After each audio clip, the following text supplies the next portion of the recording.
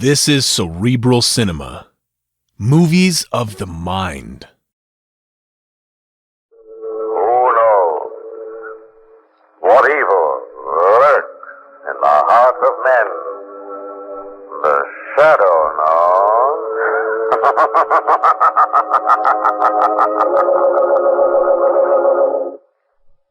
Today's drama, The Comic Strip Killer.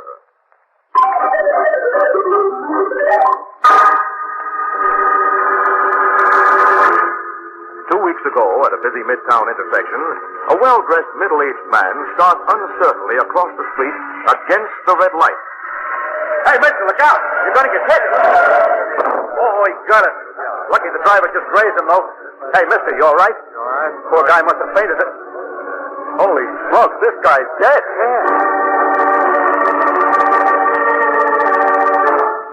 A week later, as the usual crowd pour down the steps of the public library at closing hour,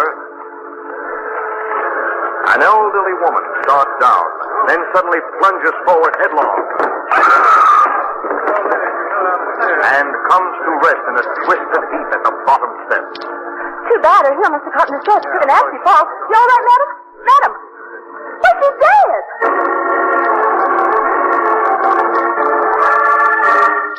And just 24 hours ago in the police commissioner's office. And this is the third one, Cranston. That body I just showed you in the morgue was the third victim in 3 weeks. Fell from the stands during Saturday's football game. 1, 2, 3 cases. Just like that. Well, accidents do happen, Commissioner, sometimes 3 in a row. But these were not accidents, Lamont. What? No, Margot. Those people didn't die from being hit by taxis or tripping on the stairs or falling from football stands. No, then how? They were poisoned. Poison? When the poison took hold, they collapsed, and it just appeared they were killed accidentally. Are you positive, Commissioner? Of course I'm positive, Cranston. Just got the medical examiner's report from the third office. And all 3 died from the same type of poison. But they all 3 have been suicides, Commissioner. I hardly think so, Margot. People don't usually take poison and then wander around the street or go shopping. Were there any marks on the bodies? Any indication of how the poison was taken? Well, that's the really baffling part of it. There were no marks at all, none. The medical examiner's going out of his mind along with me. See what you mean. If this killer isn't picked up in a hurry, you'll have a lot of jittery citizens on your hands. You're telling me. All 3 murders took place in busy public places. It's obvious the killer likes to circulate best in a crowd where he can get lost fast. You haven't any theories, have you, Cranston? I might have, but I think it would sound a little ridiculous right now. Later, maybe. Well, come on, Margot. You and I have a little research to do. This is our day to be mysterious. Play along with it, Margot. Even a Cranston theory is better than none. I'll telephone you just as soon as something new turns up. And let's hope it's not another victim. Good luck, Commissioner. Thanks, Lamont. I can sure use some. See you later, Margot. Goodbye, Commissioner. Well, Lamont? You like morgues, Margot? Oh, they give me the creeps. Why? And how about newspaper morgues? Oh, well, they're just... What would we be going to a newspaper morgue for? Well, we might be going to read up on old comic strips, Margot. Lamont, be serious. I am. Well, this doesn't have something to do with that theory you said you couldn't tell Commissioner Weston about. Mm-hmm. No wonder you thought it was too ridiculous to mention to the commissioner. It might not be as ridiculous as you think, Margot. Depends a lot on which comic strip you read.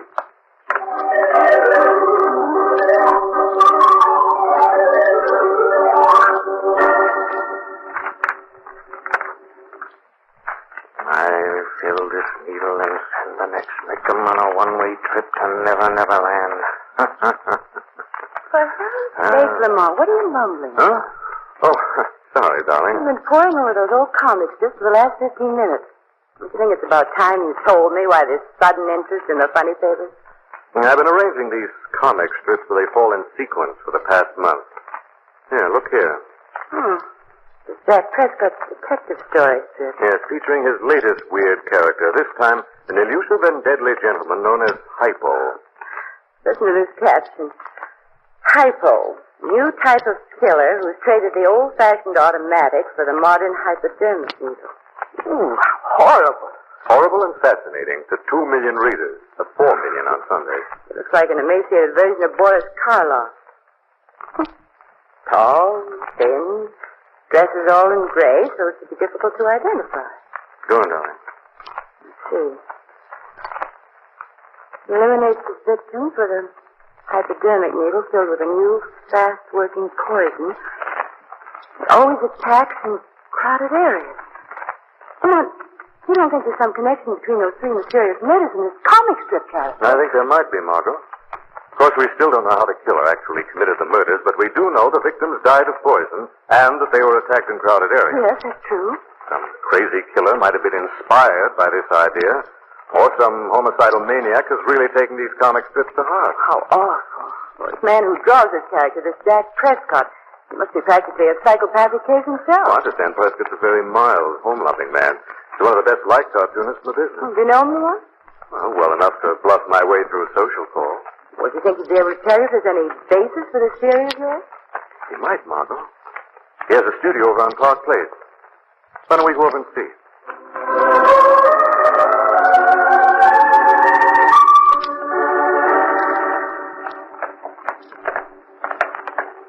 I'm afraid this Jack Prescott's not going to like this idea of yours very much, darling. He's a reasonable man, Margot. I think he'll admit there might be a connection between his comic strip and these mysterious murders.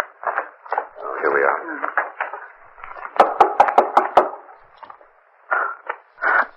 I feel sort of frightened. Isn't that ridiculous? Not at all. After all, you're about to visit the birthplace of some of America's most notorious villains. Cyanide Susie, Wasp Waste, Gimlet Eye. Well? Oh, hello, Harry. I'm, Mr. Prescott can't be disturbed. He's very busy right now. I phoned Mr. Prescott today, and he invited me to drop in, Harry. What's the name, please? Lamont Cranston and Margot Lane. Very well. Wait right here. Am I getting ideas, or do you look something like hyper? That's Harry Borden, Prescott's handyman.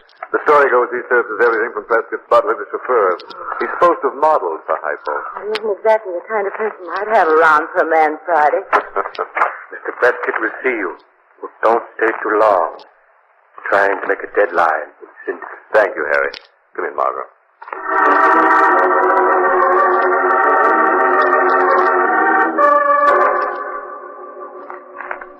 This is very upsetting, Mr. Cranston, this theory of yours. I know it sounds fantastic, Mr. Prescott.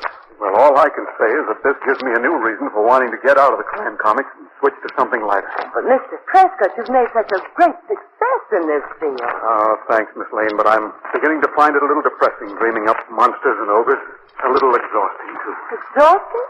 It may sound funny, but it's real work. Dreaming up a bigger and better villain every month or so. I spend 12 hours a day, 6 days a week. Comics are a serious business, eh? How did you, conceive the character of Hypo, Mr. Prescott? Well, Dr. Murray Schumacher, he's a biochemist. First gave me the idea, Mr. Cranston. He's an expert on poisons of all kinds. Dr. Murray Schumacher? Yes, he gave me a lot of valuable technical material. Although I didn't tell him at the time I intended to use it in the strip. I've been doing a little research on my own, too. Oh, I see. Do you know where Dr. Schumacher's living now? Yes, I believe his laboratory is just outside of town on Hillcrest Road, I believe, yes. He hates publicity, however. He'd be very upset if he became involved in a sensational story like this. I'm afraid personal feelings are going to have to go by the boards in this case, Mr. Prescott. As long as this killer's on the loose, none of us is safe. Yes, of course, of course. I feel terribly that my work might be connected with these murders, Mr. Cranston. Now, if you or the police want any more information, please call us. We will, Mr. Prescott. Thanks very much for your help. Coming, Margot? Oh, yes, of course. Keep in touch with me, won't you, Mr. Cranston? I'll be anxious to know of any development. Be glad to. Bye, Mr. Prescott. Goodbye. So long. Poor man. He's really worried about this thing, Lamont. It seems to me. He looks so tired. This way, please. Oh, he scared me. I'll show you to the door. I don't think that'll be necessary, Harry. I can see it right there. I don't know what your business is, Mr. Cranston. But if it has something to do with those murders, I suggest you go to the police. How did you know we were talking about the murders, Harry? I know everything that goes on in this house. I see. Remember what I said, Mr. Cranston. You get me more ideas, don't bring them here. Understand? Yes, Harry. I think I understand. Come on, Margot.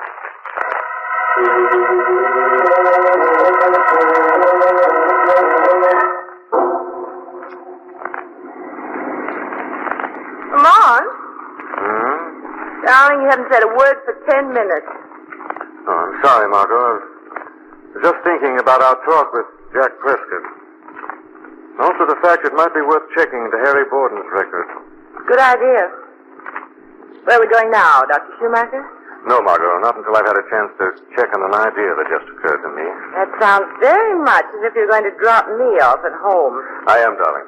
I'll call you in the morning after I've done a little scientific research of my own.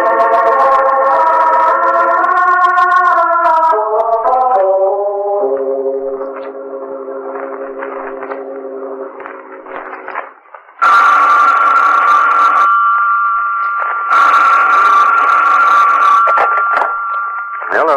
Cranston. Commissioner Weston. Sorry to wake you up at this hour, Cranston. No, you didn't wake me, Commissioner. I was doing some work. Why, what's up? Another murder, just like the others. Huh? Guy collapsed in front of the Globe building, reading the news flashes. They rushed him to the hospital. Another victim? Yeah. Only this time it's somebody with a name. What name, Commissioner? The cartoonist. Jack Prescott.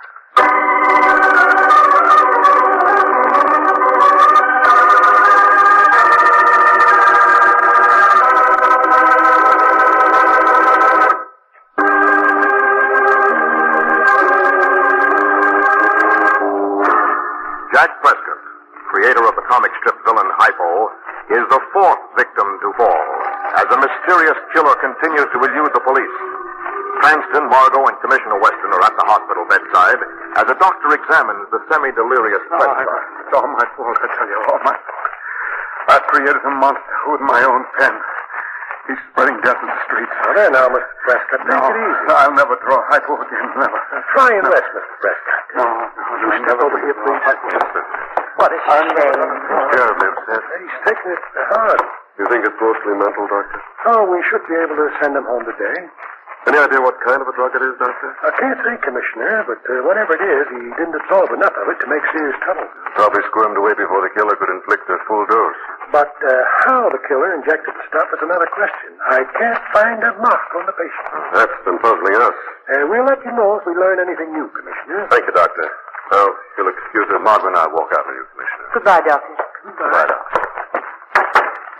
Love Pete, who was that hypo character Prescott was babbling about? Jack Prescott's latest comic strip villain. He's supposed to get big money for rubbing out his victims with a hypodermic needle. Lamont thinks the murderer may have gotten the idea from his comic strip character. Cranston, you're not serious. As you said, a Cranston theory is better than none. These murders did have something to do with this hypo character. How do you explain the fact that there are no marks of a hypodermic needle on any of the victims? That's a part of the theory I'm still working on, Commissioner. I see. Well, this is where I leave you. And if you don't mind, I'll stick to the book on this case. You can keep the funny papers, Cranston. Good night, Commissioner. Come on, Margaret, we've got things to do. What's the sudden rush, Doc? I want to get over to Dr. Schumacher's place right away. Dr. Schumacher? Yes, Margot, you're going to pay him a personal visit.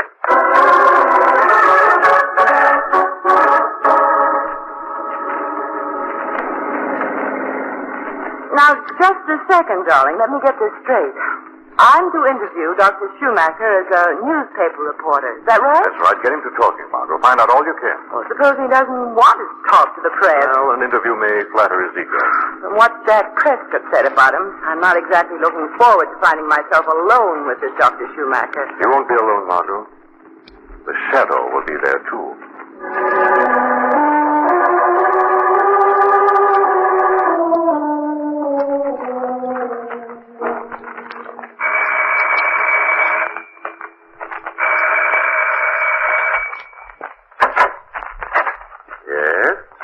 Dr. Schumacher? Yes? My name is Mary Morrison. I'm a reporter from the Globe. I'm doing a story on the recent series of poison murders, and I thought you might be able to give me some new angles on toxicology. No. But I really wanted an authoritative viewpoint, and Jack Prescott, the cartoonist... Prescott? You've been talking to Jack Prescott? Well, yes, he mentioned you as a source of his material. Come in. Well, I just... Come in. I don't usually give interviews about my work. I can't let this scatterbrain propaganda Prescott gives to the newspapers gone notice. You think Mr. Prescott's comic strip constitutes a menace to society, Dr. Schumacher? Prescott is an opportunist who will take a scientific topic and squeeze it to every drop of its commercial value. I see. did you happen to become a specialist in toxicology, Doctor?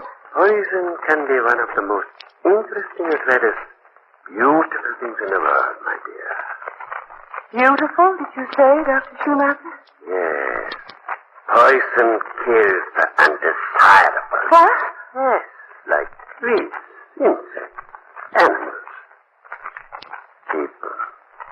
When undesirables are eliminated, remains only beauty. I see. Dr. Schumacher, the real purpose of my interview is... I have a collection of notes entitled Timetable for Death, telling to the fraction of a second how long it takes for certain poisons to take effect. I'll get it for you. And let's see. Shadow. I hear you, Margot. I'm scared. He sounds absolutely mad. Hold on for a few more minutes. There's something I've still got to find out. Don't worry, Margot. The shadow is watching every move. Now you will see how accurately death can be calculated. I'm fond of that title. Timetable for Death. It's like looking at this schedule of trains. Slow ones and fast ones. But all of these trips are one-way journeys. You see, there is no round trip.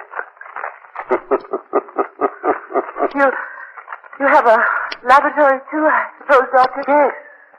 Would you like to see the latest specimen from my laboratory? Not very pretty, of course. Well, then you see what happened to this creature. The result of poison. You will have something worth writing about. I'll get it for Dr. you. Schumacher, please. This cursed asthma of mine. I'd almost forgotten about it. If I climb those stairs, I'll be wheezing for the rest of the day.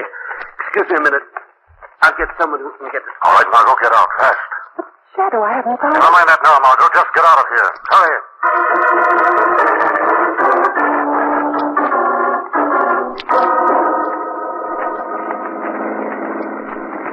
But, Lamont, I don't get it. Dr. Schumacher is just about to tell us something important, and suddenly the shadow decides to call it off. Why? I realize you're talking to Dr. Schumacher is a waste of time. We have far more important thing to do right away. You get more puzzling by the I'll minute. explain everything later, darling. Right now, we're going to Prescott's studio. There's something I've got to find, and this time we've got to work fast.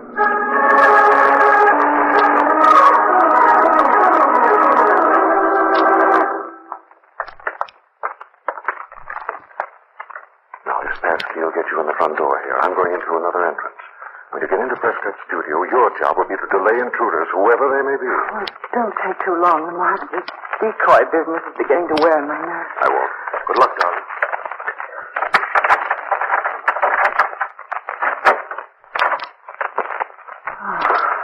Looks like I have the place all to myself, all right. What in the world can Lamont have on his mind? Whatever it is, I hope he doesn't take too long finding it. I didn't like this studio before, and I don't like it now. So...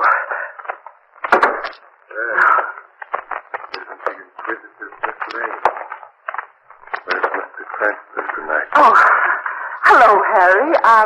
Well, I came here alone on business. What kind of business? Well, I'm a newspaper reporter. That's it. I thought maybe I could do a story on Mr. Prescott. Perhaps we're not interested in publicity. Oh, Harry, I wish you'd sit down. I'll sit down as soon as you leave. Well, are you going, or do I have to throw you out? Like, I can't leave right now, Harry. No? Why not? I have to wait until the police arrive. Police? What are they coming here for? They're coming here to investigate. After all, an attack was made on Mr. Prescott's life, and the murderer still hasn't been found. And he won't be either. What did you say? I mean, he won't be unless they get a new angle. This hypo theory is ridiculous. Is it? What makes you so sure? I know. How do you know? I just know, that's all. It couldn't be that because you modeled for the character of Hypo, you began to think and act like him. No. And that finally you had to see if you could kill like him and get away with it. You got away with it 3 times, so you tried the supreme test. Crazy. You tried to murder the creator of the very character you were impersonating. You tried to kill Mr. Prescott, didn't you? You tried to kill... All right. Did try to kill him. And I'm sorry I didn't succeed. But you're not going to be able to tell anybody about it. Now, wait a second, Harry. I told you to get out. Now you're going out where nobody will find you. Very interesting. Mr. Prescott. I didn't hear you come in, sir. You seem to be confused, my boy. You're not talking to Mr. Prescott. You're talking to Hypo. Listen to me, Mr. Prescott. Notice how I move around the room swiftly, noiselessly, like death itself. It might interest you to know that I'm receiving $5,000 in advance to have you, shall we say, erased. Mr. Prescott, please. Oh, the young lady. An unscheduled job. This is going to cost an extra. A double feature is tricky to answer. Sir, put down that instrument. Listen to me for a minute. 1 minute and one thing I always pride myself on is neatness. No guns, no knives. That's why Hypo was the highest paid killer in the murder racket. Mr. Prescott, look at me. It's me, Harry Ford. We're going to handle the whole thing with efficiency and Mr. Prescott, please. Forgive me, young lady. I'll take the gentle. No, my painless and very swift. You'll hardly feel it when I inject the poison.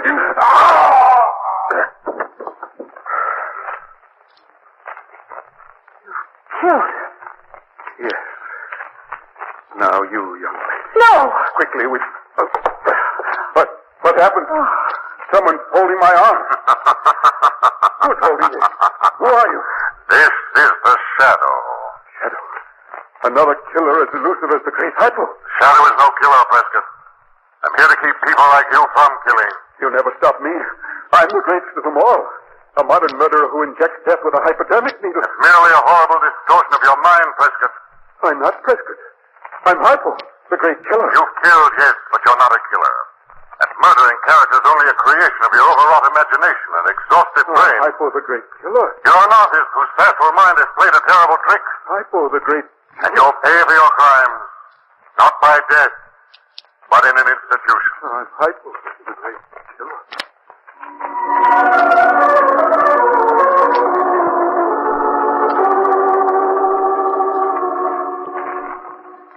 Well, that's the whole story, Commissioner. The peak of mental exhaustion, Prescott's mind snapped, and he reverted to the character of his own creation. Real schizophrenic. Good personality, huh? What about Harry Borden, Commissioner? Is he going to be all right? The doctor said he'd pull through okay. He's gotten a load of the same stuff Prescott got. Yes, he did. You see, Harry found out the truth about Prescott. In a loyal effort to shield his boss from suspicion, made what looked like an attempt on Prescott's life. So Harry was the one who attacked Prescott? Yes. Actually, the stuff Harry shot into Prescott must have been a watered-down toxin or a powerful sedative. It's the same stuff that was left in the syringe when Prescott went wild and tried to kill Harry. Oh, I see. I still don't understand how you discovered it was Prescott, Lamont. Well, Dr. Schumacher was out. It hardly had been a swift, elusive killer with a bad case of asthma. Oh, of course. And I remembered that Prescott said he was doing research on his own. So I went looking for a private laboratory. And when you found it, you found the knockout drop. Yes. A good deal more, too. I found the key to the whole case. One of the mysterious murder weapons. Look. That looks like a small flashlight. Called a hypo spray. It works on the basis of a high-pressure air gun. You hold it against the skin, and it blasts fluid painlessly through the pores. The patient doesn't even feel the injection. So that's why the victims didn't know they'd been poisoned. And why there were no needle marks on their bodies. Hypo spray? Well, it must be something new. It's so new, Margot, that the first real publicity about it's in this week's Life magazine. Never done. Well, Cranston, I guess I'll have to take back what I said about your comic strip theory. That's all right, Weston. Colonel, I hope this doesn't set a new trend in crime reduction. I've trouble enough getting through all the police stories on the front page without having to comb the comic strips every day.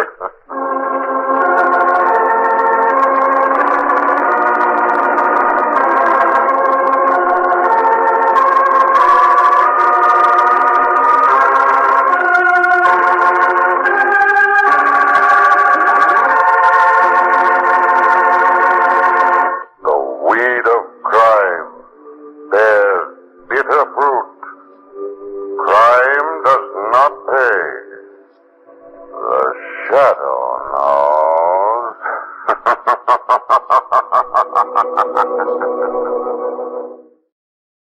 Cerebral Cinema hopes you have enjoyed this movie of the mind.